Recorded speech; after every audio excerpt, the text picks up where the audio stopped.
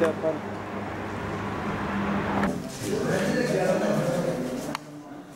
İmam Hatipler bu ülkenin geleceği adına gerçekten bugüne kadar birer alternatif eğitim kurumları oldular. Yani şöyle bir alternatif. Hem benim çocuğum dinini, diyanetini öğrensin, hem de benim çocuğum matematik, fizik, kimya öğrensin.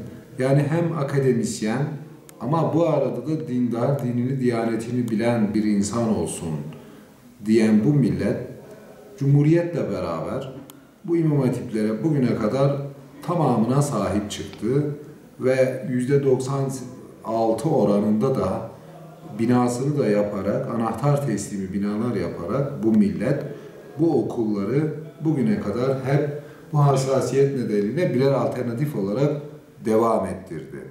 28 Şubat'la beraber sizin de ifade ettiğiniz gibi İmam Hatip liseleri gerçekten ciddi manada bir kayıp yaşadı ve esas 28 Şubat'ın ana hedefi İmam Hatipler oldu maalesef. Şunu milletimizin bilmesi gerekiyor.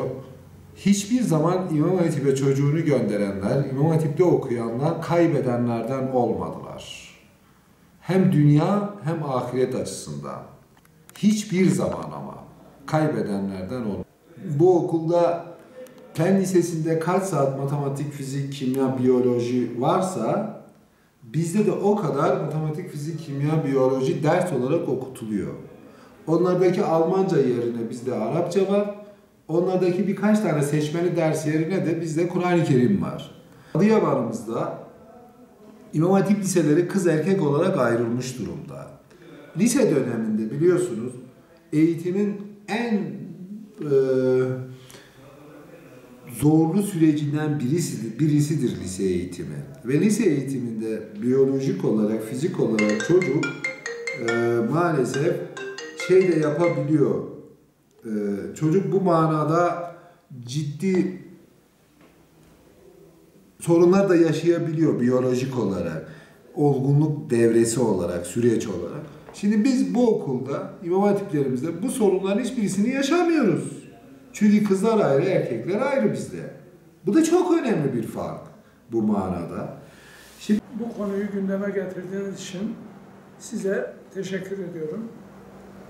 Ben Adıyaman'da İmam Hatip Lisesi'ne giden, okuyan ilk kişilerden birisiyim. Adıyaman'da İmam Hatip Lisesi yokken sınavlara girerek Kahramanmaraş İmam Hatip Lisesi'ne 1964 yılında ortaokul öğrencisi olarak başladım.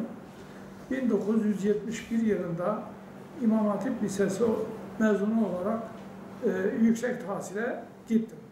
Öğrenci velileri, ortaokul mezunu öğrenciler herhangi bir lisede okumak için tercihte bulunuyorlar.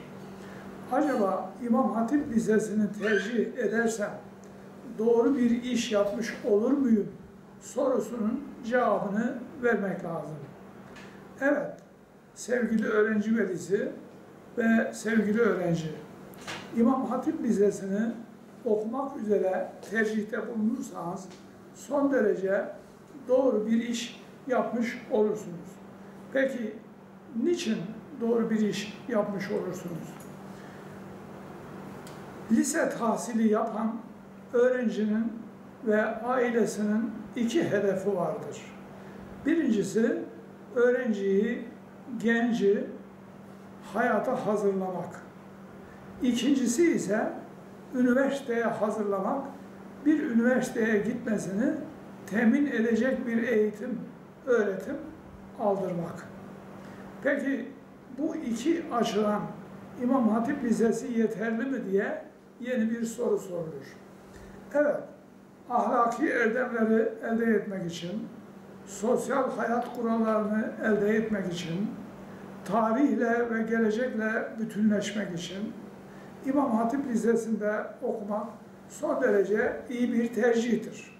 İmam Hatip liselerinde okuyan öğrenciler %10-12 civarında kültür derslerine ek olarak meslek dersleri görüyorlar.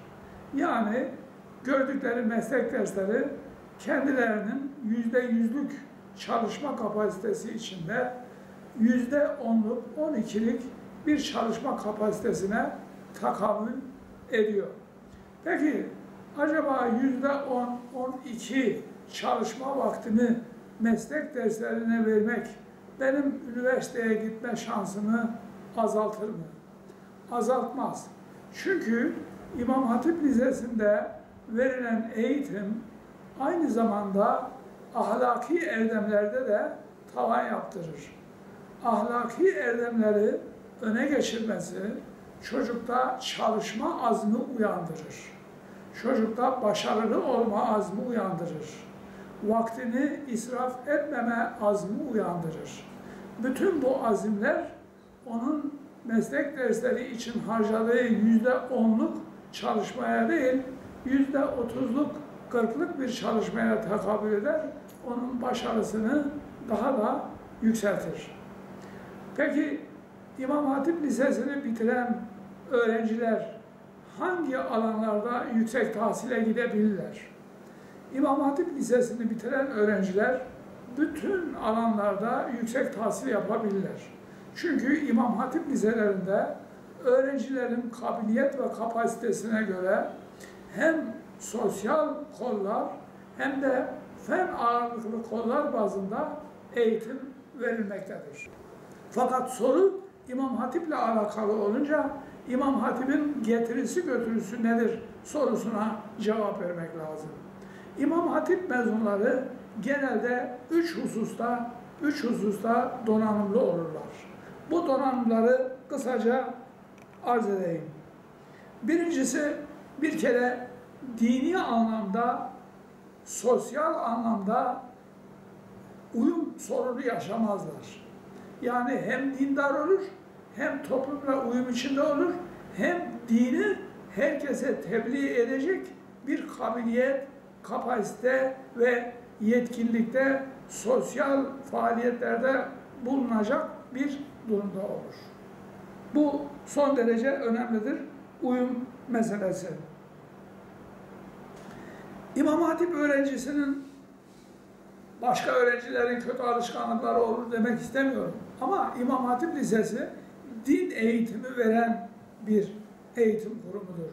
O halde İmam Hatip Lisesi'nde okuyan öğrencinin kötü alışkanlıklardan daha erken, daha kolay kurtulması, kendisini kötü alışkanlıklara kaptırmaması daha çok mümkün, daha çok imkan dahilindedir. Onun için yani uyum sorunu yaşamamak dışında bir de ahlaki erdemlere daha kolay bir şekilde ulaşır, daha yetkin olur, kendisini daha çok denetim altında bulundurur. Bir de aşırı akımlara kendisini kaptırmaz.